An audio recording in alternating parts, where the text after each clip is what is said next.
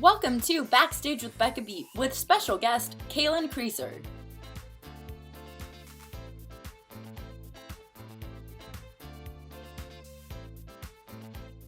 Hi everyone, and welcome to this episode of Backstage with Becca. On this episode, this Seattle native and Arizona State University grad who has singing, dancing, and acting experience has been in regional productions of shows like Catch Me If You Can, Newsies, Jersey Boys, Guys and Dolls, and more. In 2019, she made her national tour debut in Frozen as an ensemble member and an Elsa understudy. Please welcome Caelan Creaser. How are you, Becca? Good, how are you? I'm good. Weird time. Very weird time. It is, yeah. Like, I'm good in the best way that I can be right now, you know? Yeah, missing everything that feels normal in life right now. Yes, yeah. Oh my Yeah. God. Okay. It's been a struggle. How are you? Staying sane. Yeah, it's like trying to find things to stay sane, and being around family helps, but Yes. yeah, but not. Are you like getting to a chance to hang out with family? Yeah, I'm back home in Seattle right now. So I'm staying with my family. And then my sister lives pretty close to us here in Seattle. So I get to see them and which is good. It's nice. You know, I miss being on tour, but it's nice to be home with my family. Yeah, it's like getting the chance to do stuff you might not have been able to do if you weren't on tour. Yes, exactly. So it's an unexpected family time. I'm really enjoying it. Yep, I haven't been home for this long in like 5 years, so. Really? Are you back home too? Yeah. Yeah. So it's nice. You're like, okay, trying to find the positives. Yeah, it's like I'm living in my bedroom from when I was in elementary school. Right? It's Yeah. kind of weird, but you're like, okay. It's weird, but it's nice. It's homey. Yeah, the new normal. The new normal. So anyways, thank you for coming on this and joining me to talk about all things theater on my new show. I'm so excited. Thanks for having me. Of course. I'm glad you could come on. Yeah. So I'll just get right into questions that I have, because I have a lot of questions that I'm curious to hear. Great. So have you always known that you wanted to be a theater performer? And if not, when did you realize? I would say pretty much yes. Like my entire life. My mom always tells me the story of when I was 5 years old. She took me to see like just, a regional production of Wizard of Oz. And I had a lisp when I was little. And I turned to her like during Summer of the Rainbow and I said, Mom, I'm going to be Dorfhy on stage one day. And like basically like since then, like, I begged my mom to like let me audition for anything, dance classes, like singing, you name it. So I think like literally from the age of 5, and then I was in my first musical when I was 5 and just caught the bug early. What was the first musical you were in, and did you get to play Dorothy eventually? Ever? So the first, no, I've actually never been in Wizard of Oz. I've never even auditioned for it. I know. I think now, obviously, like I'm a little too tall for Dorothy, a little too old. So maybe like, Glinda or like the Wicked Witch. Like that would be fun. So no, I've never done Wizard of Oz, but my first musical was Oliver, and I was a workhouse orphan. Aww. Yes. Do you remember like the first professional show you saw? Was it Wizard of Oz, or was it something else? Like the first, you mean like first touring or like Broadway show? Yeah. So no, the first touring show I saw was actually The Lion King, and I saw it at the Paramount in Seattle, and I was probably like, I want to say second grade. Yeah, and then after that I saw like Wicked like 3 times because I was obsessed with Wicked. So as one does, as a theater kid does. Exactly. They go see Wicked 500 times. Literally, it never gets old. It never does. No, never. And then you mentioned you're from Seattle. So is the theater scene big in Seattle? I don't know the answer to this. Is it big? And if not, like, how did you find theater to participate in? Yeah. So, I mean, there's definitely an amazing theater scene here in Seattle. We did get hit kind of hard, I would say, around the recession. We lost a couple of our equity theaters, especially in downtown Seattle. So really we just have 2 main big like regional theaters. We have Fifth Avenue Theater and then Village Theater. And they're awesome. And growing up, I was able to take like workshops with them throughout high school and stuff. So they had a lot of great like community outreach for, educational programs. And then, yeah, there's a lot of, just like community theaters in the area. I went to a public high school, and my public high school was like known for our theater department. Like our football team, not so much, but like Oh, theater, like love that. our theater was like top notch. So that was really where I like had the most fun. Was like in high school, was just like with my high school like theater friends. And yeah, and then there obviously, there's a bunch of like dance studios here, vocal studios. So I'd say it's a pretty good quality theater scene here in Seattle. That's awesome that you got to go to high school where theater was such a big thing, though. It probably helped Yes. you for later on for applying to colleges. It probably helped you with that. Oh yeah, my high school drama teacher literally like helped me so much. Like I decided to do, college unifieds, and she was a saving grace. Like she knew what she was doing, helped prep me, and she's great. Was there like a moment in high school where you were like, okay, yes, I can be in this like as a career? Hmm. Um, I mean, I just I think that I literally just knew my entire life that this is what I was going to do, like, and I was just going to do it. But I would definitely say that high school was what solidified it. I remember my freshman year we did Little Women, and that for me was just like, yeah, like I love that show. And I was like, okay, like this is like, I just remember that cast, we got so close, and obviously the show is beautiful, and like so we were all like crying every night, and I was like, this is what I want to do. Like, so yeah, I'd say maybe Yeah, freshman year. I love the music for that show. Yes. It's stunning. And then you went to Arizona for college. Yes. So most people I've talked to, the colleges are highly competitive in the musical theater department.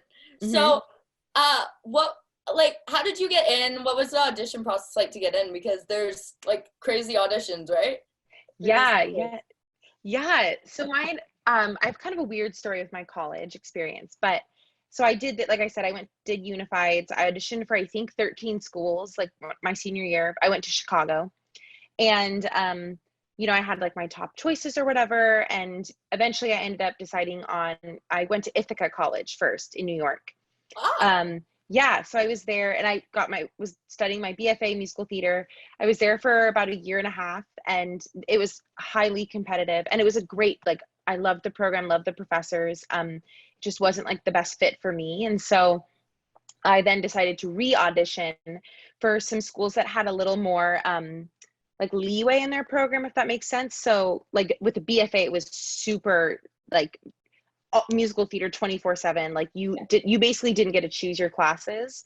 And I think for me, like obviously musical theater is my life, but I needed more of a balance in my college years. And so I reapplied for like four other schools, Arizona State being one of them. And I really just loved Arizona State because one, it was a Bachelor of Music in musical theater, and they allowed me to also get a minor in communications. oh, Yeah, which was nice. So I kind of had awesome. a little more of a balance. And the one of my favorite professors from Ithaca actually left Ithaca to take over the musical theater program at Arizona State. And so when I was, re-auditioning for schools, I reached out to him and I was like, hi, I'm thinking of applying. And he like sent me all this information about the school, like, and how the audition process went, which Yeah. was very similar to Unifieds. You have to sing your songs, dance audition, do a monologue, but kind of crazy how that all happened. So how did you, since you were minoring in communications and doing theater, how did you balance, speaking of balancing, how did you balance the schoolwork and theater at the same time? I mean, it was definitely hard, like for sure. It was like, and I was at ASU for 3 years to finish up my undergrad degree. It was hard in a different way compared to the BFA program. But like I love a planner. So my planner was my best friend. I'm also very type A and organized person. So for me, like Yeah. I would just organize out my day and be like, okay, I need to get my communication stuff done. And then I have rehearsal later at night, or, I have a dance class at 7 a.m., blah, blah, blah. So just really making sure I was on top of things, staying organized. And also I think it's easy when you're doing what you love. So I was really passionate both about musical theater and with my communications courses. So it was easy for me to do like extra work because I didn't mind it. Yeah. And you mentioned dancing a couple times. So I have to go to dancing because I feel like it ties into being in the ensemble of Frozen for later. So Yes. when did you start dancing, and when did you realize that like dancing would help you out in being an actress on stage? Yeah. So when I started dancing, let's see, I started taking ballet when I was like 5 or 6, and I loved ballet. I thought for a long time, like I was like, maybe I will really go like into more ballet side of theater. So I was a ballerina for like a long time, and then I didn't do like tap and jazz until I got to middle school, because that's when I really was like, oh, if I want to do musical theater, like it's not necessarily like a lot of ballet necessarily. I really need to know how to like stylize my movement. And of course, tap is important. Yeah. So yeah, so I started taking tap and jazz around middle school, and then obviously the rest of my life. But I think, I mean, that like I am first say I am definitely would consider myself a singer first. Like I love dancing, but am I like the fiercest dancer in the world? No, and that's okay. Like, you have to know your strengths and weaknesses. And for me, I knew that dance was like more of a weakness for me, so I've just been working at it. And I know that like, my technique is not the up to par with like So You Think You Can Dance sometimes, but I know that I can act my way through dancing, and I provide like my own personal like flair to it. um which I think is like kind of what you said, like important with Frozen, like you're telling a story.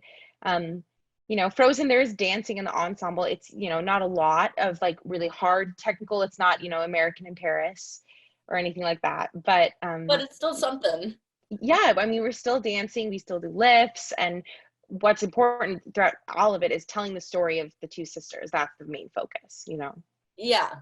And it's still like you're double tasking too, because you're singing and dancing at the same time. So it's Yeah, like you have to be pretty coordinated to do both at the same right. time. Oh yeah, yeah. In which I feel like people are like, oh well, it's so easy to like do one or the other, but like both. Yeah, it help. I mean, it you like if you I feel like if you want to go in this career, there's obviously roles that like don't require dancing, or there's some roles that don't require singing. But I think the more well-rounded you can be as a performer, it's going to help you no matter what. Because what if like your role is like strictly singing, and then they're like, oh, it would be so cool if you could just do like this like a split. It'd be really funny. And you want to be able to be like, yeah, sure, I can do that. Like, I'm Yeah. not a dancer, but I can do a split. Or other way for like dancers, like, oh, we want you to have this one solo singing line, is that okay? Like you always just want to like push yourself in all three areas, I feel like, for musical theater. Yes. It comes across as more impressive. So, Yes. speaking of that, what advice, before I get into regional shows, what advice would you give to someone who's applying for college right now, for musical theater college, or who is starting out in their first year of musical theater college right now in college? Ooh, okay, so for someone who's applying, I did an audition binder where I literally had this giant binder of kept every college that I was auditioning for. So, in each little compartment. So, for example, if it was Arizona State, I would have a folder in that binder, and it would have all the details about the program, the professors, what the degree was like, just to kind of remind myself, like before I went for an audition, like, oh, right, these are the main points. These are what I like about this institution. Here's what I have questions about. And then also like then I would include their requirements for their audition. So was it a 16-bar musical theater and a 16-bar classical, or 32-bar, or those kind of things. And I would literally print out that version and put it in that section. So for me, it was easy to stay organized, and especially at Unifieds, if you have one audition right after another, you can be like, okay, who am I auditioning for next? Flip to that page. Okay, I'm doing my 16-bar and my only 45-second monologue. So yeah, that was my saving grace with Unifieds. The other thing I think to just remember is it can be so stressful, and you're working your entire senior year of high school for these auditions. You want to get into like, your dream school or the perfect school, and there is no perfect school, and it also has to be a fit for you. Like, I think, just remind yourself that you have something special to give this university. And if they don't want to take you, then it's not meant to be. And you just have to tell yourself that. And you're like, okay, I'm not meant to go there. It's okay. Like, we wouldn't be a good fit for whatever reason. So yeah, that would be my biggest piece of advice. And then as a freshman in college, I mean, I don't really know right now. I'm sure it's very different with, some universities being Yeah, back, others not. So I applaud those freshmen because that is just crazy year. crazy. Yeah, it's pretty amazing. But I guess just general advice would be, I always say never say no to performing opportunities. So, for example, like I know there's some people who are like, oh, I don't want to take an ensemble role, or I don't want to do this workshop, or it's just a reading.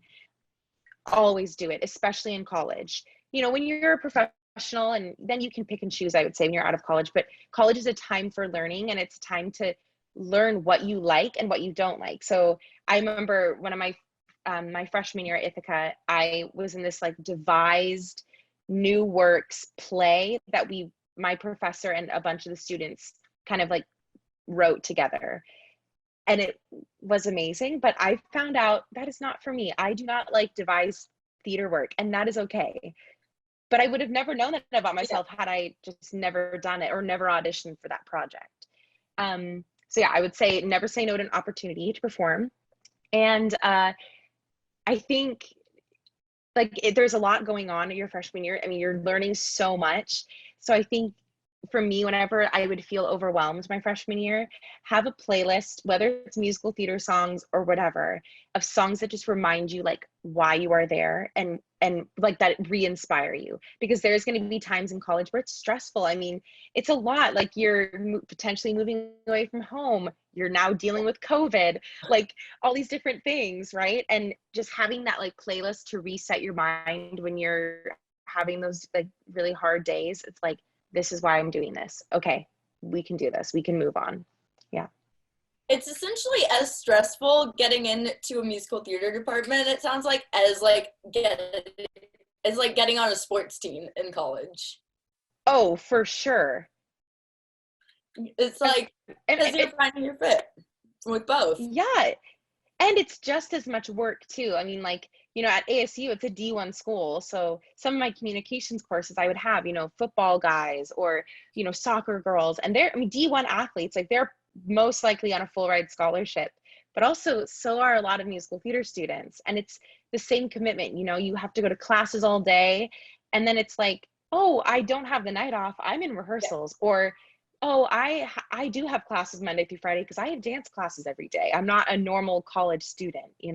Yes. So So it's good that you were organized and had good time management skills, because I feel like that's something that some people lack sometimes in college. They have to yeah. figure out gradually as they go along. What was your favorite show you did in college? Ooh. My favorite show at the college that I did, not including regional stuff that I did during that time, was for sure Legally Blonde. I did that my junior year at Arizona State, and that I got to do that show also when I was in high school. And I just think that show is so much fun. I love like the message of like female empowerment behind it. And it was just a blast. Like that show is just so much fun, and all my like friends were in it. So yeah. I could see you being really good in that show. If I could play Elle forever, or really any role in that show, like I'd be fine. I could do that show for years on end. I'd never get sick of it. Well, if it gets like revived on Broadway or like a tour, then I'm gonna do some dream casting in my mind. Okay, thank you. Thank you. Yes, yes. And then Keep me in mind. for sure. And then you mentioned regional theater at the same time as college. So Mhm. you were doing like both regional and college theater at the same time.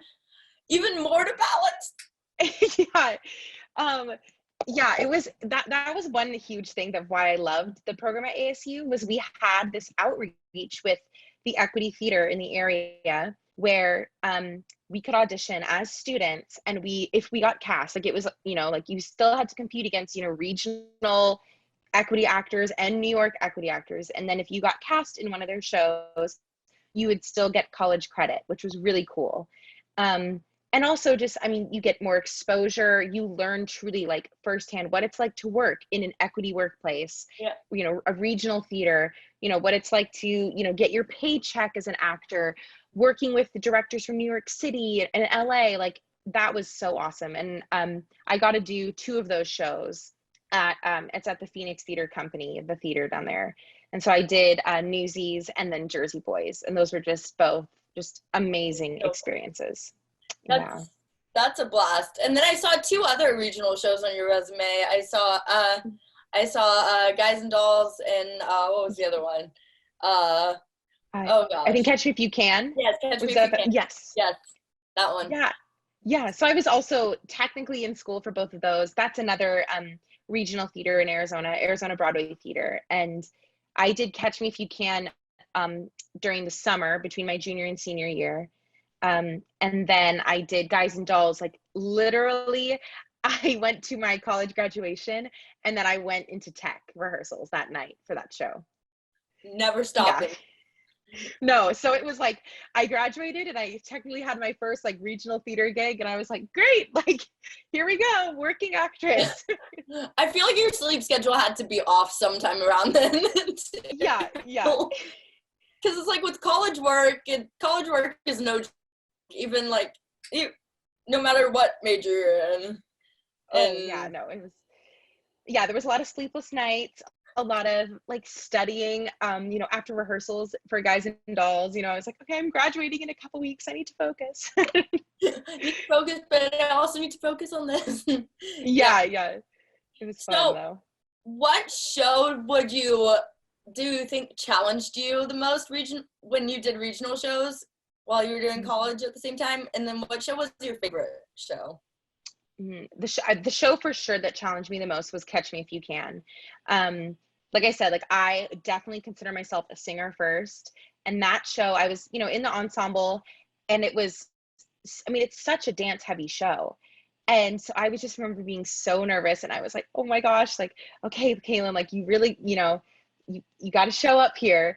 And it was hard. I mean, we had just, like a normal kind of equity theater rules, like 2 weeks of rehearsal, then you go into tech and you open.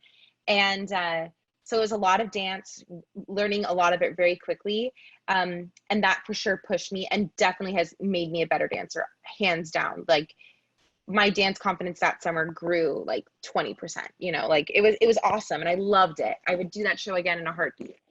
So yeah, that was for sure the hardest one, but challenged me the most. Really good for me. My favorite show, I think, was Jersey Boys. I think first of all, I had never seen that show before, and I had knew some of the music, but not really. And I was like, I don't know, it's kind of a jukebox musical. Like, I don't think I'm gonna love it. And I just fell in love with that musical, the story, and of course the music. Like, it's just brilliant the way that show is written. And just being one of 3 girls in that show is so much fun because you are constantly being different characters. So that challenged me acting wise, like for sure. And that was a blast. So I love that cast. I love that show. Yeah. When was the first time that you got to experience understudying the role? Ooh, the first time I was an understudy. Let's see. Well, technically I was an understudy when I was pretty young. I think I was 15, and my high school did High School Musical, the musical. Yeah. Yes. And what a time. And I was Gabriella's understudy. And then I was in the ensemble. But like my first like professional experience understudying, I'm trying to think regionally. It was with Frozen. Wow. I mean, I was an understudy. Was I even an understudy? Oh yeah, I had understudy experience in college. I understudied at Ithaca a couple of roles in Into the Woods as a freshman. I understudied, I think at Arizona State. But yeah, my first like regional one was Frozen. Yeah. Wow. So, yeah. Because understudying it's a hard thing to pick up. You have a track in the show and you have to memorize a whole other character's lines. So like how do you prepare for that? Yeah, it's a lot and it's stressful, but it is so rewarding. The way Frozen did it was they wanted us to focus first on our personal track that we for sure do every night. And so, during the rehearsal process in New York City, they didn't even have us like worry about, writing down the blocking for Elsa or, watching her rehearsals, like, which was really nice. I love that about the creative team. They let, the leads have their time to really develop their characters, and the ensemble got to develop ours. And so, of course, like in my free time, when I would come home from rehearsals, I would just memorize Elsa's lines, or I would, work on her music. But it really wasn't until we had our soft opening in Schenectady that they had any understudy rehearsals. Wow. And so, yeah, which was honestly, it was kind of nice because in that aspect, I fully knew my track at that point, my ensemble track. So I didn't have to worry about, okay, do I know this melody or this harmony? Like I knew my track, and then it was like, okay, now I get to focus on adding in the additional challenge of all of Elsa's stuff, Yes. So speaking of Frozen, are you allowed to talk about your audition process for Frozen and how it went? And when did you find out that you got the role? Yeah. Mine was very crazy. So I was a senior in college. We had, our senior showcase in New York City in March. And I signed with my amazing agent, Bloc Agency, like that week of showcase. And they asked me, like, okay, if you could see yourself, like, what are your dream shows on Broadway? If you could be in any show right now, what would they be? And I was like, well, okay, like Frozen, Mean Girls, and I think I said Prom. I don't remember. And so, there was a bunch of national tours auditioning at this time, and I was actually called in for a different one. And so I was in like final callbacks for this national tour in this role. And I got to the final two, and I was flying back and forth from New York City and Arizona State because I was still in college. Wow. Like for a couple months, like 2 months, I would say, I was in this callback process. And I got to the final two, and then I found out I didn't get it. And it's hard when you get that close, Yeah. And so I was like, okay, like, you know what, that was an amazing experience. Like fresh out of college, I would never have expected that. And then within 24 hours, my agent calls me, and he was like, hey, I know you didn't get this one role. However, the same casting team is casting the Frozen national tour, and they still don't have an Elsa understudy. Could you fly out in a week and perform the Elsa material for them? And I was like, okay, yeah, sure. Right, yeah. So they flew me back up to New York a week later. And first I did send in a video for them just to kind of hear me. Like I sang Let It Go, Dangerous to Dream, and then did a couple scenes. And then they're like, yeah, we'll have you fly out in a week. So I flew out, and so I sang like at 10 a.m. I sang Let It Go like 8 times. I sang Dangerous to Dream. Yeah, it was really early. That's a lot. Yeah, it was fun. And then they had me dance. And so, we learned the Fixer Upper dance, and then they had me stay and do some partnering with our assistant choreographer, actually. And just because, being an understudy, I also have to be able to kind of, like you said, like fit into the ensemble's dance level, and, still be able to sing Let It Go. So, so that was literally like a super crazy long day. And actually what was really funny was Mason, who plays our Kristoff, was at that same callback as me and was in the same dance call. So that was kind of cool. So yeah, and I knew him because he's from Arizona, and so I was like, Mason. So yeah, it was kind of fun. And but both booked it. Yeah, I mean, it was crazy. So then yeah, I flew back, and I was in rehearsals for Guys and Dolls. It was our tech rehearsal. And not even 24 hours later, on my lunch break, my agent called me, and he was like, you booked Frozen. So just kind of crazy how it happened. Yes. What was your initial reaction? Do you remember? Oh, I cried. I was sobbing. Like what? Yeah, I just couldn't believe it, because I personally thought that I was, I'm fresh out of college. I'm a little on the younger side, especially for Elsa. But like the creative team liked it, and I was just shocked, and I was just like so happy. I was just crying, and my agent was like, it's okay, you're allowed to cry. No, you're not be crying. Yeah, like ugly crying outside this theater. Oh my gosh. But Had you seen the show on Broadway before? No. Oh, but had you listened to the music or no? Yes. Okay. Yeah. I was very familiar, obviously, like with the music. And I had a friend who had seen it. And so I kind of asked her like questions like, about some of the scenes that they gave me, like kind of what was going on, like context wise.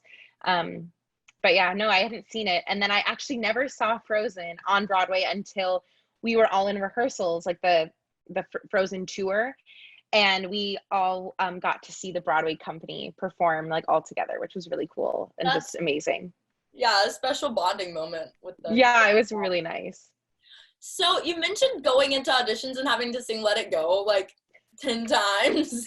Yes. So those songs, those Elsa songs are no joke. They're Yeah. crazy songs. How do you, when you're singing songs like that, how do you manage to have breath control and stamina?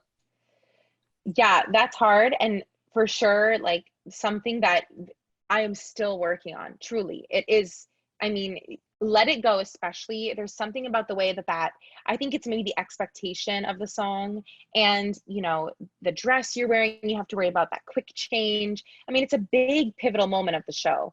And so you just have to remind yourself, Caroline Bowman, who's amazing, our Elsa on tour, her piece of advice, she always would tell me, whenever you go on for Elsa, just remember to root yourself to the earth and just take like 5 deep breaths before you walk on for that song. Just really like center yourself, like try and calm your breath, make sure you're breathing not from up here, but you're breathing from your diaphragm. And I love that advice. It truly helps just to remind yourself like, okay, Elsa is rooted into the floor right now. Like, I mean, technically there is that elemental aspect of Elsa. Yeah. And I think that helps with the breathing. And then in regards to just stamina, I mean, you have to sing that song like every day. You just do. Like, and if it, as the understudy, you don't get to sing that every day. And so it's really was on me and the other understudies to really make sure we were practicing at home just to keep up that stamina, right? I mean, that song is no joke. Yes. It's like the Wicked songs. It's like, Yeah. it's just as challenging. Yeah. One of the Wicked understudies was saying that that at hotels she would like sing at midnight in the gym, in the hotel gym, as she was like on the treadmill. Hey, yeah. Like anything, if you can find anything that works, like I have like my belt box that I'll use sometimes on tour, but thankfully most of the theaters we were at, I mean, we didn't get to go to very many before COVID hit, but most of them had rehearsal spaces. And so I would just come early before our call pretty much every night to like warm up. And I would always sing through like the end of Let It Go or the end of Monster, And Yeah. then what's your favorite song, speaking of songs, as Elsa to sing? Ooh, I love Monster. I think that song is so fierce and dare I say better than Let It Go. That's just my opinion. Yeah. I love Monster, but I think the most like beautiful song to sing is Dangerous to Dream. Like that song is like it tells a lot of backstory about Elsa and Anna and how she feels. And I think it's just beautiful. I love listening to that song and singing it. It's stunning. I remember the emotion you showed when you were singing Dangerous to Dream, and it was like so real. Oh, thank you. Of Yeah, I love that course. song. Yeah, it's so good. It's so good. And then as an ensemble member, before I get more into Elsa, as an ensemble member, what's your favorite scene to perform in? There's so Ooh, many good ones. there are. Ooh, favorite scene to perform. I think. Oh, I know. For sure, it's like the ballroom sequence. It's like that really long, kind of like 15-minute. Really, it's like flows into like one scene into another, and I love it. I think I love it because the costumes. I love the dancing. I love as an ensemble member doing Dangerous to Dream because it's this like our company talked about it so much. It's like this. It's almost like the most important day of our lives. It's like you know to Britons, to Brits, like it's like meeting the Queen. That would be an honor, a lifetime honor. And just, as an ensemble member watching Caroline Bowman, like get like anointed as Queen, it literally, we cry, some of us in the ensemble, just because it's just so beautiful and magical. I think, yeah, I guess the ballroom sequence, I love that part. Maybe Hidden Folk too. Hidden Folk's just fun. Yeah. But you're really telling a story during that scene, like with Yes. emotions. Yeah, it's And that, beautiful. and I think like the very end scene, you're really telling a huge story. Yes. Oh And the yeah, very the end beginning is one. fun. Yeah, yeah. Yeah, there's a lot of good ones. Um, so speaking of Elsa, do you remember the first time you went on as Elsa and what that day was like for you? Yes, I do. It was in Start with a LA. whirlwind. Yeah, Yeah, it was if I was it the I think it was the day after Christmas or a couple days after I think. Christmas. Yeah, I think it was. I think it was the 27th or 28th because my family came down to LA for Christmas and they left on the 26th.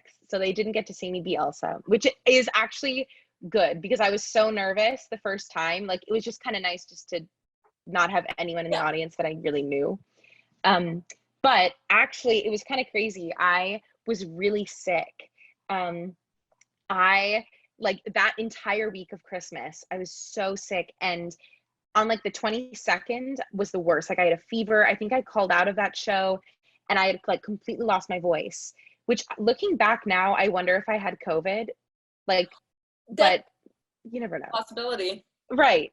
And so, because no one really knew about it yet. But so I completely lost my voice. And I remember on Christmas Eve, we did our matinee performance. And I was like, I just have this weird feeling that like this week might be the week I might go on for Elsa. And I have no voice. Like I don't know if I'll be able to sing it. So I remember driving around with my family on Christmas Eve, trying to find an urgent care that was open so that I could get like vocal steroids to help get my voice back. And I finally found a place that was open.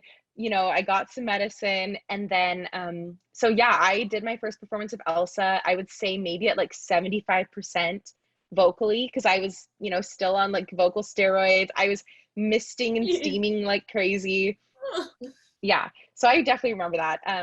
But also what was really nice was just like the support from the cast and um yeah, and just getting to perform Frozen during like Christmas time in LA was so magical. And I was surprised when I went on that my best friend, one of my best friends from high school, she was in town to see the show and obviously had no idea when she bought her tickets That you were gonna that be on. that it was going to be Elsa. And so she texted me and she's like, you know, I can't wait to see the show in a couple days. And I was like, yeah, we'll get lunch or after the matinee. And then I texted her that morning and I was like, just so you know, I'm going on as Elsa and you're going to be there. So that was really cool. Did you find out that day, or did you find out a little earlier than that day? Um, I think I found out that morning, I want to say.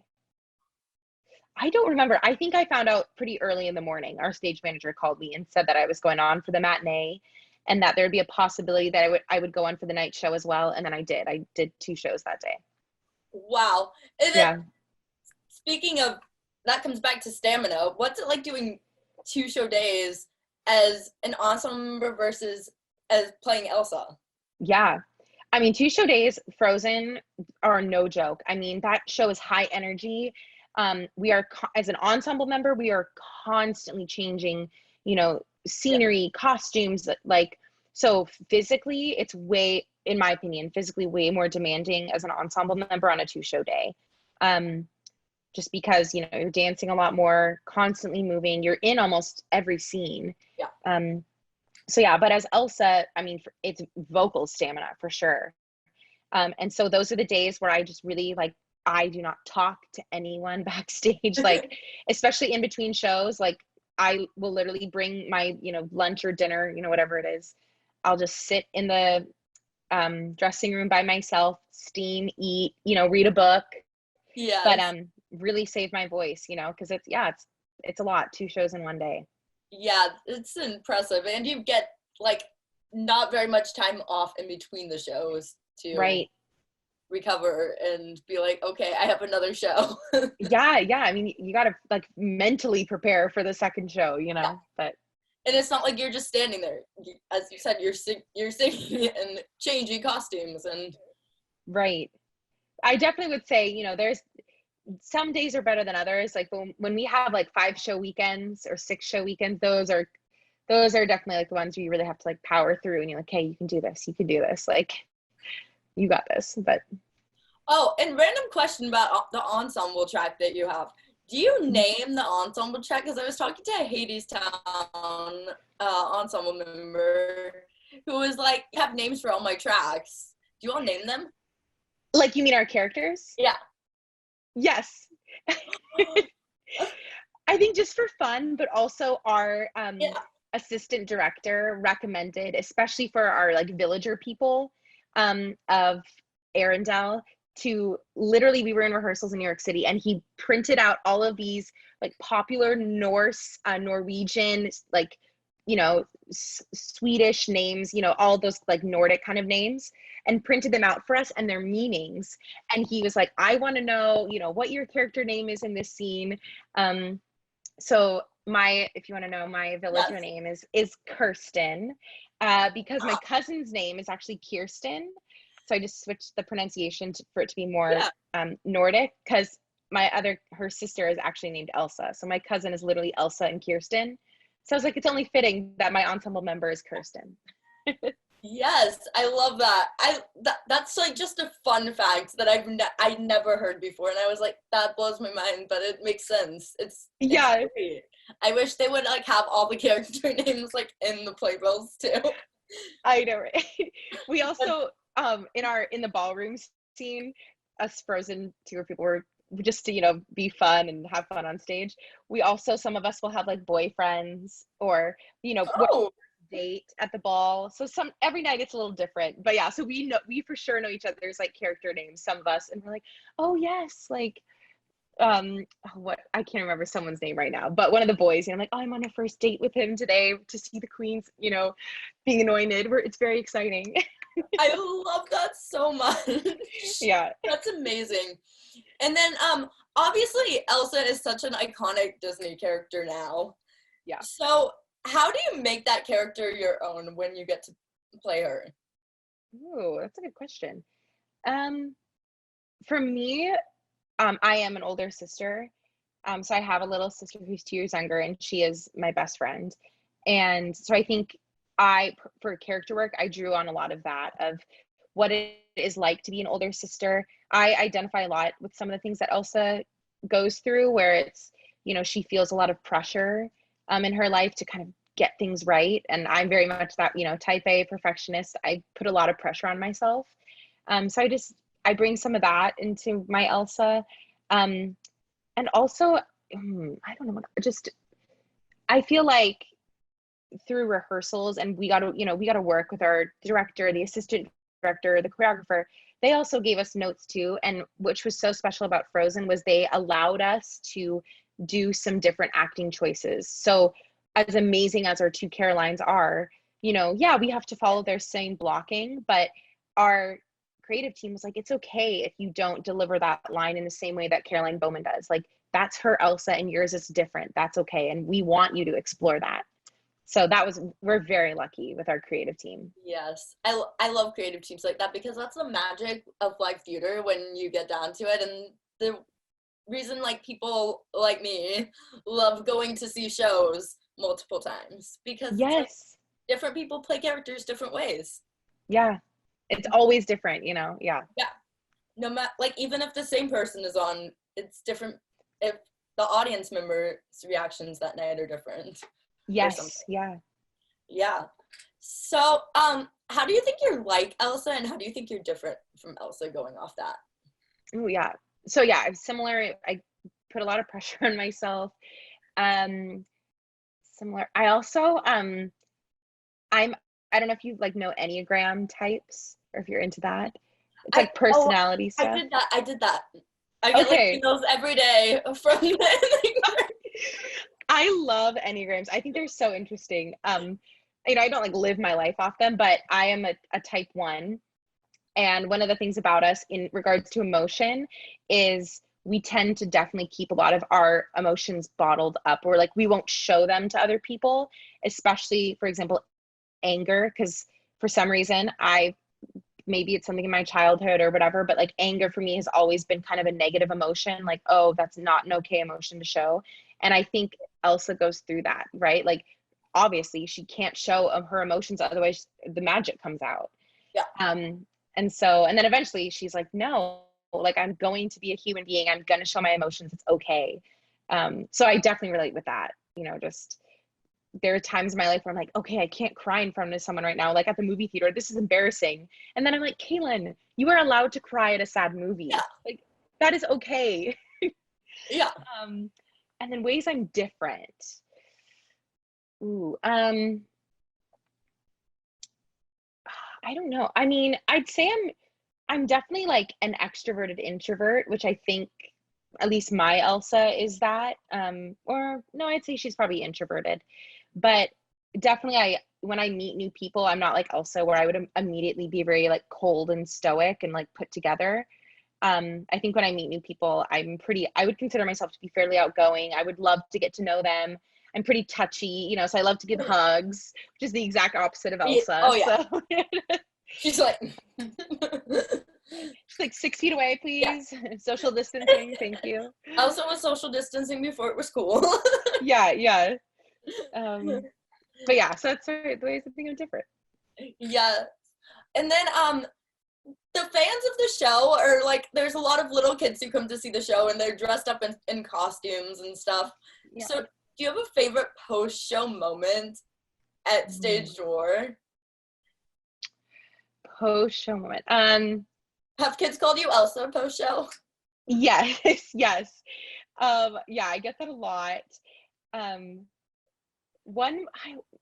course I know that there's so many funny stories. I think just because I have blonde hair, sometimes I'll come out, and even if I didn't play Elsa that night, a lot of the kids will be like, was that Elsa? And I'm like, or if I was Elsa, then I'm like, yeah, I was me. But if not, I'm like, no, like the real Elsa wears a wig, like she's coming out in a little bit. So yeah, I get that a lot. Getting to see some of the little kids, like when I went on as Elsa, getting to interact with them when I'm like signing their playbills or whatever. They're like, you're my role model, or like, like, I want to be just like you, Elsa. It's just like the sweetest thing. But I think I remember having a funny in-show moment, and I was not on stage, but it's just my favorite moment of a kid. And it was when Olaf was singing like his song in summer. Yes. And we always get kids like shouting out responses during his song. And when he comes to that line of like, put me in summer and I'll be and some kid just screamed, puddle! Because, it rhymes. And then our Olaf was just kind of laughed, and he was like, no, happy snowman. And then went on. So that one was funny. I think that became a trend. Yes. Oh yeah. That happened multiple nights. There was one night, I think, and I don't think I was Elsa, or maybe I was, I don't remember, but it was when Elsa comes out in her coronation gown. I think I was in the ensemble because I was pretty close to the front of the stage, and I heard a little girl turn to her mom and be like, oh, Mom, she is beautiful. And it was just, just like, she's so regal walking out, like in her robe, the long, yeah. So that was really cute. It's like you're at Disneyland, but not at Disneyland, because the kids are basically, it's the same experience for them as being at a place like Disneyland. It is, yeah. And some of them get confused too at like the stage door when like you're not looking like Elsa, and their mom's like, no, that was Elsa. And they're like, what? Oh, okay. Like, she doesn't really look like her anymore, but. Yeah, kids are smart. Yeah, they are. They're very smart. They're like, do I believe? Where's her dress? And then, since you've been kind of how many cities did you get to go to? Schenectady, LA, Seattle, and then Portland. We really only did 4. What's your favorite part about touring? I mean, you've been in one place for like a month, 2 months, so you haven't really gotten the touring aspect, but. Right. I think that was honestly, because I have no other experience to compare it to. Like, I booked Frozen right after graduation. And so I really enjoyed it. Like especially in LA, for how long we were in LA, we were there for 2 months, and I felt like I got to fully experience the city, like get to know the vibe in LA and explore. And same, even just having a month, like, I'm from Seattle, so that was just cool to be in my hometown. But be a month in Portland, be a month in Schenectady. Like, it didn't feel so much that I was living out of a suitcase. I actually felt a little more settled, which Yeah. I really liked. So I know that later on, whenever we do go back to tour, it will get more of like a tour like schedule where we'll only be in cities for like 2-3 weeks. So I'm curious to see how those go. But for now, I'm liking the kind of longer schedule. Yes. What city are you most looking forward to when you get back on the road? Oh, I I was really bummed that we missed San Diego, because I just heard it was beautiful and I've never been. So hopefully we'll get to go back there. I'm also really excited for when we go to Chicago, and they've already announced that Yes. we were supposed to be in Chicago like basically like October through December of this year. And then the theater there has announced that we will just basically be taking that slot in 2021, hopefully. So we'll be in Chicago for like 3 months, which I'm really excited about. That's so nice. Yeah, because I've been to Chicago once before and I really love that city. But yeah, I'm trying to think what other. Oh, I was really looking forward to Dallas just because I feel like Dallas would be so fun and different. So hopefully we get to go there. Yeah, I'm in Dallas right now, so You are? yeah, Oh my gosh. that's where I'm from. We'll see. I didn't know that. Oh my gosh. Well, hopefully I get to visit there because I've heard it's a blast. It is. It is. There's some fun things to do. I mean, it gets hot here, but forewarning, it gets hot here. Yeah. But It's okay. I went to school in Arizona. I'm used yeah, I you're like used the to heat. it. You're Yeah. used to it. There was like this heat wave apparently in LA this past week, though. That's what I've heard. Oh, it's Yeah. crazy. Speaking of heat waves. Yeah. Yeah, yeah. So then, when theater can come back, what's a show that you would revive on Broadway? Ooh. Oh my gosh. Oh, that's so tough. That I could revive on Broadway. There's so many good ones that have closed too early. Yeah. I mean, besides Frozen, obviously, because Frozen should be revived immediately. gosh, I don't know. I mean, like I said, I love Legally Blonde. I know that didn't do that well on Broadway, but I think we could revive it. It'd be Let's fun. do it. Yeah. Honestly, also, I mean, I'm a huge Sondheim fan, and I know there's been a bajillion revivals of almost every single one of his shows, but let's throw another one in there. Why not? Sondheim is brilliant. And I think, like you said, like any of those shows that had to close early because of COVID, I really hope that like either they can come back someday or something, because it just, I mean, my heart just goes out to those actors, the creative teams. I mean, it's so much work, the backstage crew, everything. It's heartbreaking. Yes. And then I have to go back and ask one question, backtrack and ask one question, but you did get to be Elsa in Seattle, right? Yes. So what was that experience like, getting to be Elsa in your hometown?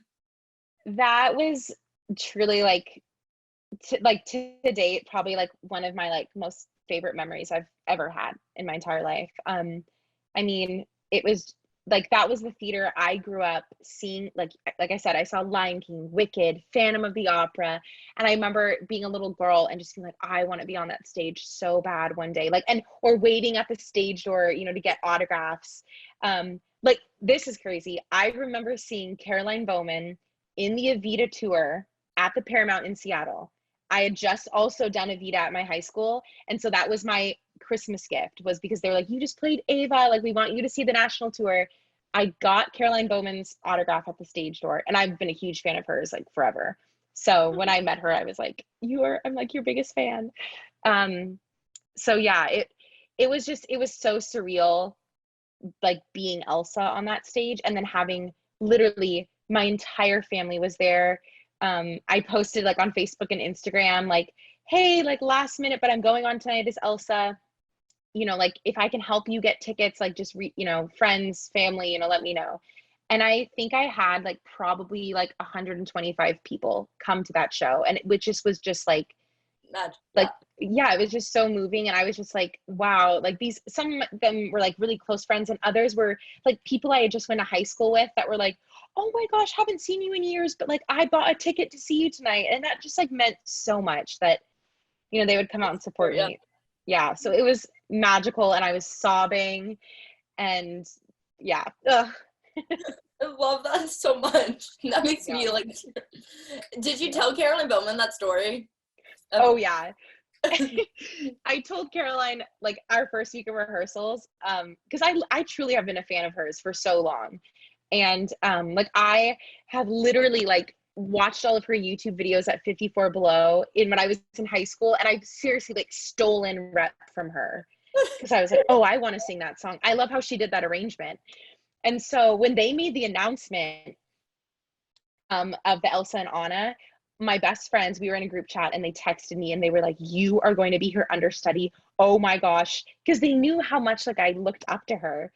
And so I told her and she's like, you're so sweet. And she is like I mean, you know, you've met her. yeah. She's the nicest, so humble, so talented. Like, so she just kind of laughed and she was like, oh, like, I'm glad we're in this show together. And I was like, yes, I love you.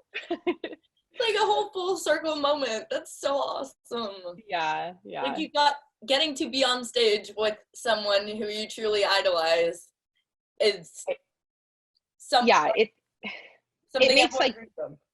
yeah, like watching Caroline sing every night, and both Carolines. I mean, they're both Yeah.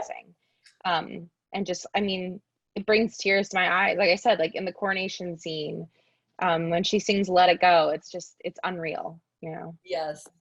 Yes. And then speaking of that, who are your inspirations in the theater world? Mm. Um, Actually, even before Frozen, Casey Levy for sure. Love her. Yes. Um, I love her voice. Again, pretty cheesy and basic, but Idina Menzel, you know, like the whole Wicked and Rent. Those were like my first couple favorite musicals when I was really young, so I love her. Bernadette Peters is a huge one for me. Just like her acting is just so beautiful. Uh, who else do I love? Stephanie J. Block. Um, who else? Oh, Sutton Foster. How could I? She was probably like, yeah, one of my, Yeah. still to this day, like if I ever got to meet her, I don't know what would happen, but I would, You're I like could in die love happy. with me. Yeah, literally. So yeah, I have just so many, and I mean, there's also so many amazing guy performers too. I just think that I personally can easier identify with like these like fierce females that are just like Yeah. taking over the musical theater world, and it's so awesome to see. And then going off that, if you could be on stage with any one of those people, but just one of those people, who would you pick? I think Sutton Foster. Okay, I'm down. Yeah, I think she'd be fun. Uh, yeah, I think because she's just also like kind of a comedic actress, you know, sometimes, Yeah. and I actually like to do the more comedic roles for the most part too, and so I think it'd be fun to do a show with her. What's fun about the comedic style for you? I mean, I just love like I love kind of the over the top characters sometimes. Like one of my dream roles is Ula in The Producers. I would love to be Ula. Um, and I mean, I just think that, you know, they get the audience like relaxed a little bit. They normally have the really fun, you know, 10 o'clock number of the show. Um, and I mean, I think the reason that they're so funny is that there's some truth to them, you know, like whether they're, you know, very vain or stupid or, you know, obnoxious or whatever it is. I Yeah. think there's some truth that like everyone relates to them. And that's why they love those like comedic character type roles, because they're like, they see themselves magnified in that character, you know? Yes. Yeah. And then, do you have any other dream roles that weren't mentioned then? Oh, I just did. This is always my problem. I did an interview like a week ago, and they asked me the same thing. And I always like every time people ask me that, I get all like flustered and I blank on what my actual dream roles are. Um, so it's happening again. You're like But sending the whole list afterwards. yeah, but for sure. So I would love to be Jo March in Little Woman. I'd Yeah. love to be her. I would. I've played Elle, but I would love to play Elle at a like professional, you know, revival, hopefully on Broadway, or Yeah. you know, regional theater tour, whatever. Elle Woods in Legally Blonde, and like I said, Ula and The Producers would be fun. What else? I would also love to be Maureen in Rent. Ooh. That's been like a big dream of mine for a long time. Yeah, Rent is a staple. Yes, yeah. Okay. And then I think maybe, like I said, I love Sondheim, so maybe like a little night music when I'm older. I'd love to do that Yeah. show. Yeah. Would you ever think, because have to ask Wicked, would you ever do Wicked? I mean, I would love to. I mean, obviously, like I love that show. I think that show for me vocally, that's a beast. It Like, is. Caroline, because Caroline played Alphaba, and she was like, it's no joke, that role. So I know it would be daunting, but I think I would be up for the task. But I don't know if it's necessarily a dream role, just because of how intense it is. I just have to say, I could also see you as Jenna and Waitress. Ooh, I love that show. Oh my gosh. I'm down. Yeah. Sure. You're like, did you add that to the list? Yes, there we go. Yeah. Watch. That was probably like on my list that I forget to mention. Dream roles. Yeah. Yeah. Gosh. Then you're gonna text me later the other dream roles. Yeah. Exactly. And then another Frozen question. What's your favorite Frozen 2 song? Ooh, Frozen 2. No pressure. I know. Oh my gosh, our entire cast, we saw that in Schenectady. They gave us like a preview of it, and we all were like sobbing. We went after a tech rehearsal, so we started the movie at like midnight. So that was a cool memory. But I'm trying to think. Well, obviously Into the Unknown is good, but Show Yourself. Yes. That was my favorite one. Yes. Yeah. And if you could play any other Frozen character, what character would it be? Regardless of gender. Ooh, regardless of gender. I think I'd either want to be Kristoff or no, I'd want to be Hans. I love playing evil roles. Ooh. Yeah. So I'd love to be that. Hans. Love that. And the kids really aren't trusting of Hans at stage door. Oh no. They are not a fan of him. We're always like, Austin, it's okay. It just means you're doing your job. Like, because he would always come back and he'd be like, man, the kids really don't like me. And it's like, no, they love you. You're great. It's just, Hans is not the nicest. You're just believable. Yeah, exactly. You're doing your job. You're doing a great job. And he's like, oh. Yeah. Oh. I know. That's so sweet. Yeah. He's definitely not like Hans for anyone. No. Oh, he's the exact opposite. Oh my gosh. Definitely not like Hans. And then what else, like, besides dream roles, what's on your current bucket list for theater? Ooh, I mean, for me, obviously the dream would be, I would love to do an actual Broadway show, like in New York City. I mean, I have to say it, I'm young and I'd love to do that. What else? I also, I love New York City, but I don't see myself living there my entire life. And I'm actually working on my master's right now for higher education. And I would really love eventually one day to teach at the collegiate level musical theater.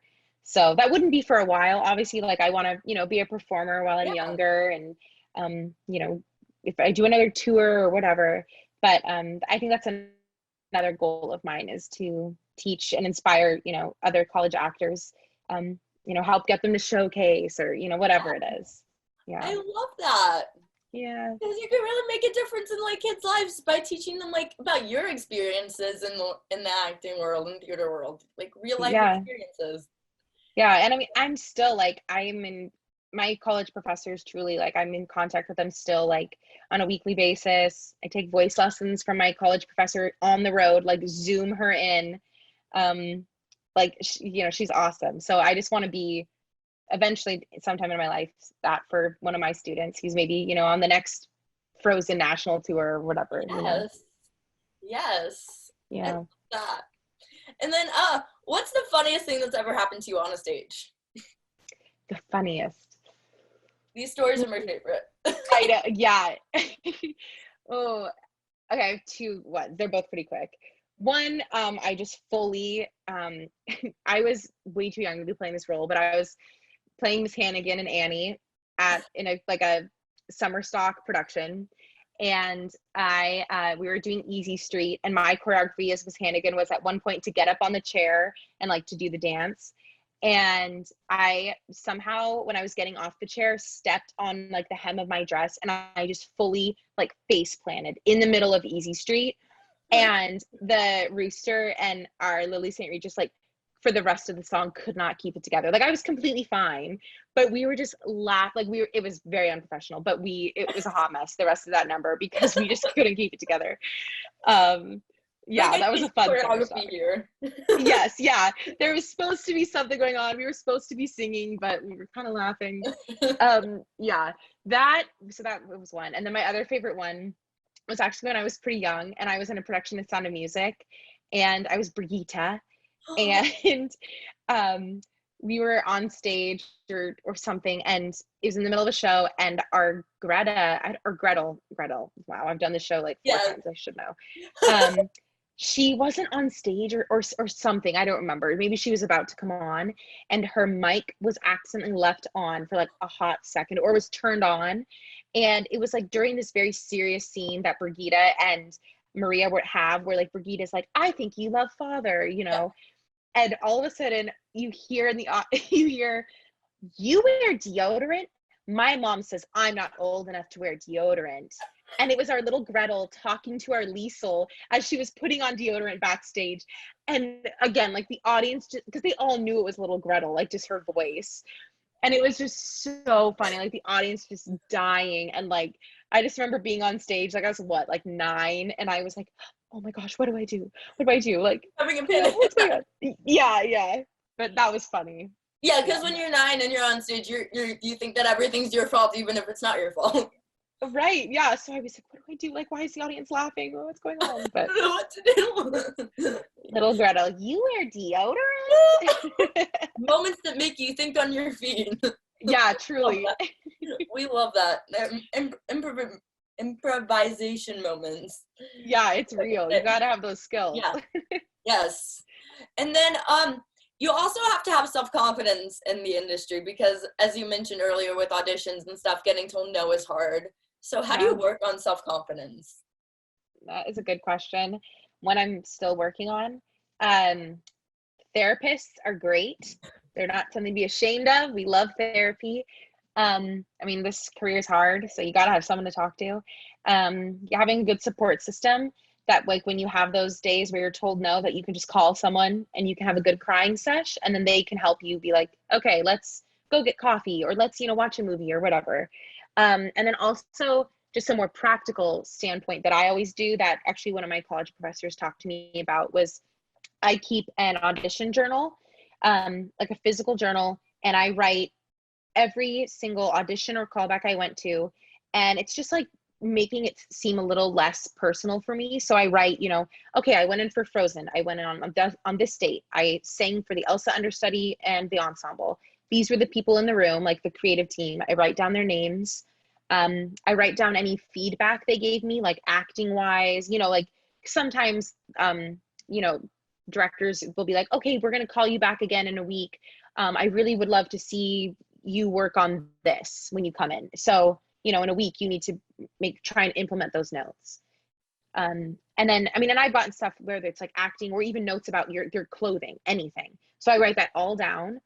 And then I obviously write the result. Like, did I get a callback? Yes or no? Did I book the job? Yes or no? And then I also write just kind of how I feel about how I personally did in that audition or callback. So, like I remember feeling really good about my Frozen callback. But sometimes you have callbacks where you write like, oh, I was sick that day. I really didn't feel very good about my singing, but I still tried my best, whatever it was. Or, I really did not do that dance call very well. I really struggled picking it up, whatever it is. And that way it's just easier to look back, where like, if you get that no, you can look back and be like, okay, like maybe it was what I wore. Like, why did I wear a black shirt to the Legally Blonde audition? That's a bad example, but you know what I mean? Yeah. It could be anything. And that for me just makes it a little less personal, and just reminds us that, like, you know what, there's 1,000 reasons why they said no to you. And it's probably not what you're thinking. It could be that you're too tall. It could be XYZ. You it's out of your control, yeah, it's probably not, or most likely isn't a personal reason Yeah. ever. Yeah. And maybe they loved what you did, but they also loved what this other person did too. And it doesn't mean that they won't call you back in a year from now for a different Yeah, project they're working on, you know? So just gotta, yep, just gotta keep going, persevere, for yeah, sure. It's like with anything, working on confidence is it's always a work in progress. it is. Yeah. It's still, I mean, I'm still working on it. It's Yeah, hard. yes, every day, especially Yeah. right now. And Yes. yeah, right now we have too much time on our hands to think about ourselves and put ourselves down, which is Yeah. terrible. Yeah. And then theater is of course on pause right now because of the whole pandemic. But Yes. how do you think when theater is able to come back safely and there's hopefully a vaccine, how do you think live theater will be different when it's able to come back? Hmm. I mean, I feel like I'm no doctor, I have no clue, but I feel like maybe the masks will probably be kind of mandated for probably longer than I think we're thinking. So I feel like, you know, audience members are just going to have to wear masks and that's just going to be a new normal. Um, I don't know. I mean, I think it'll definitely be an exciting time whenever theater does come back. I think there's going to be so much emotion with it because I'm not only from the actors and the performers standpoint, but also like the audience. Like, you know, no one's seen live theater in what now, like 6 months, 7 months we've been in quarantine, you know? Um, so yeah, but yeah, I don't know. And who knows if we'll have, you know, socially distant seating arrangements for a while, or I don't know how they would do like a giant like glass wall between the performers. I don't know. Um, but yeah, I just hope, I mean, I'm sure there'll be a lot more hand sanitizing places. You know, I'm sure, like, I think masks will be required. Yeah, I don't know. We'll find out. Yeah, it'll be crazy. Do you think virtual theater will stick around because it's become such a big thing over the past 6 months? Right. I think some aspects of it will. Yes, because I think it's amazing. I think especially stuff like this, like these cool interviews, Yeah, or you know, like I've seen a lot of, I've done a couple like virtual cabarets. I think those will continue yeah, because I think it's been connecting the theater community in ways that it didn't before, where like, you know, people in Seattle and people in Florida can watch the same thing at the same time. yeah, and it can be like streamed Which I from think New is really York. cool. Right. So I think that aspect, yes. And especially like Hamilton on Disney Plus, I feel like we might see more of those kind of things happen.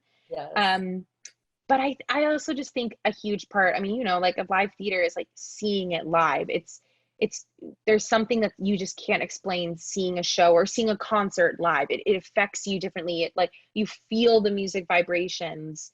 It's the experience. Yeah. Yes. That was gonna be my next question is what makes theater so special in your Oh my God. opinion? Y- Yeah. Yeah.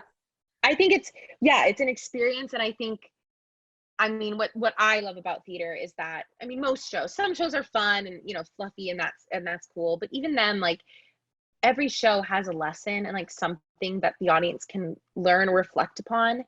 And I think the arts are this amazing, um, like, what is it? I can't think of what I'm trying to say. Basically we're like a proponent for change.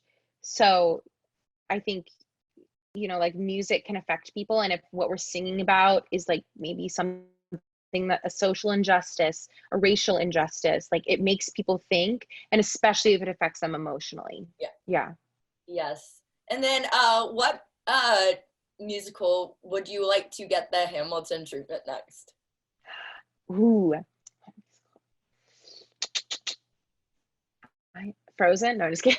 Kidding. That would be fun. But Yes. I don't know. Well, I mean, the Diana musical I heard is coming on Yes. Netflix, which is really cool. I think maybe like a show that was kind of cut short. I would maybe Six would be really cool. Yes. Um, I love would be really nice for them to record it because they like had just like I think opened what a day and then the Broadway I closed. I think they were So opening that night officially. okay, yeah. So I think it just to give those like they worked so hard on that show. I think that'd be really awesome to have Yes. their show filmed. That'd be amazing, and I feel like the audience of that show is like one that would watch it on Exactly, yeah. the And I stream. think it would translate pretty well. I mean, I haven't seen it, but like I've heard the music and I feel like because it's more pop, it would translate pretty good to film. Yes, for sure, for sure. And then, lastly, have you been working on anything during your during like this? I don't know if it's been downtime, but have you been working on anything in this quarantine period that you wouldn't have gotten to work on if you were on tour right now? Yeah. Well, I mean, like I said, I'm doing my master's degree, which is fully online. So I will hopefully, if tour does resume, I will be still continuing it during the day and stuff online. But that was just a really cool opportunity that Disney provided for their employees. They have this awesome education program where they provide free like post-secondary education, which is awesome. So I was like, I'm going to take advantage of that. Yes. And other things I'm working on, I think I've been doing surprisingly way more dance classes, which is weird being at home. But I have all this extra time, and it's when you're on tour, like you don't always know where like the open dance classes are in each city, or sometimes you're tired. You're like, okay, I already did 2 shows today. I don't want to take a dance class. And so yeah, Or I've been taking right, yeah. So yeah, I've been doing a lot of like LaDuca has their live, dance classes on Instagram, and I've just been doing them in my living room or my garage. Um, so yeah, I did get to do that, and then I've been teaching a couple master classes for musical theater students, um, oh, which has just been really awesome, and just like audition prep or just vocal coachings. And I wasn't doing that on tour, and I mean, obviously, a big part of me is eventually I want to be a teacher, so I'm yeah. really loving doing the master classes. What's your favorite part of the teaching classes, like teaching young performers?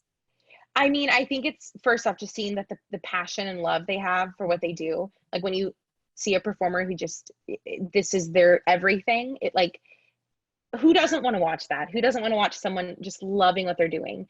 But also it's when you see a student like finally have something click in their head, or they're a little scared to try something new, a different acting move, a different vocal technique, and then they just go for it. And then either, I mean, they don't have to love it, but just that initial like, whoa, like Yeah. that's new. I've never done that before. That was a little scary, but I did it. And that is just so rewarding. Like, yeah. It do you have places where people can sign up, or are you taking more students right now? I'm currently not taking any more students, but I will be posting on my Instagram. I'm doing two master classes in October through a vocal studio here in Ooh, Seattle. So if people, there'll be more information on that. I can send it to you too if you want to yeah. post about it. But I think people can sign in virtually to watch the Zoom meetings or the master class. Or if you're in Seattle, I think we might be doing one of the master classes in person, just socially distanced with masks. Yeah. Ooh, that's exciting. Yeah. So that promo information Yeah. should be coming out soon. Ooh, well, to find more information about like future things you're working on and to follow you for when Frozen Tour gets back up and started, where can people follow you on social media? They can follow me on Instagram. It's my name at Caelan, Caelan _C. And I don't really use Twitter that much, so I don't really repost on there. So really Instagram is a big one for me. Or then my website, I pretty much post updates there, especially about tour. And my website is in my Instagram bio. Yeah. Yes, your website is very organized. It's Thank very you. well done. Thank you to shout out to my professors at ASU for helping us with that. Yes, love that. Well, thank you for talking to me on this tonight. Oh, Becca, thank you. It was so good to see you, like after so many months. Like I Right. miss seeing you every night in LA. I miss everything theater related and everything. I was so sad when y'all left LA. It was a ridiculously heartbreaking day for me. I was like, Oh. oh, Frozen Tour's gone, and all my Well, usher. so were we. We loved LA, so we were I sad. love that. I love that you all loved LA because it was truly one of the best shows I've seen in LA, in my opinion. Oh, thank you. Hopefully we'll be back soon. Yes, hopefully it'll be back on the road ASAP. Yes. Fingers crossed. I know everyone wants that, and I want to see you all shining on stage again. So. Oh, thank you. And thanks for having me on your show. I'm so honored. Thank you. Of course. Thank you for watching this episode of Backstage with Becca B. You can follow me on Twitter and Instagram at Becca B Talks TV. Or for more exclusive content from this interview and more, you can follow me on Instagram and Facebook at Backstage with Becca B. Make sure to subscribe to my channel and like this video, or if you're listening on Apple Podcasts, go ahead and give me a 5-star rating. Thanks for tuning in, and I'll see you guys next time. Bye!